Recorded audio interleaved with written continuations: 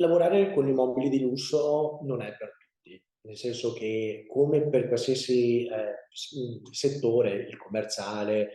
piuttosto che l'alberghiero, bisogna premettere di avere determinate skill, cioè determinate competenze. Ovvio che l'esperienza ne fa da padrone, però lavorare con gli immobili di lusso, ehm,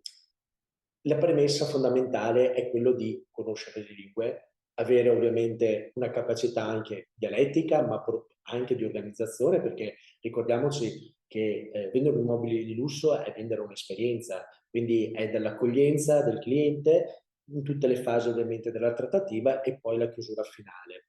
Quindi è un percorso assolutamente stimolante, Skype su questo con CRS ovviamente dà le opportunità, ma diciamo che è un'opportunità bellissima. Io ho visto tantissimi giovani colleghi crescere in maniera fantastica, eccellente, ma soprattutto lavorando ovviamente con clienti stranieri e con determinati target. Anche perché oggi dobbiamo pensare che siamo cittadini del mondo, nel senso che l'immobile che oggi ho a Venezia potrei poi avere questo tipo di rapporto con il cliente che non compra solo a Venezia, ma potrei essere, perdonatemi, il suo personal shopper in Italia e quindi muovermi. Ecco, la rete proprio delle agenzie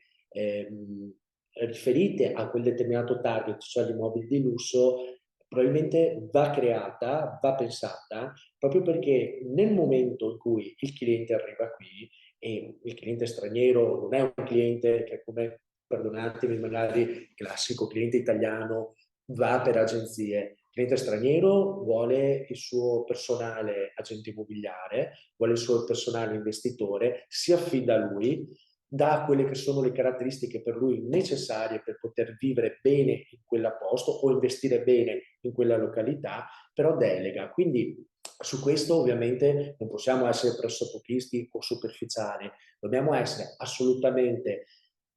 competenti per la materia che trattiamo, quindi ovviamente abbracciando quello che può essere non soltanto la parte immobiliare, ma anche la parte fiscale, piuttosto che la parte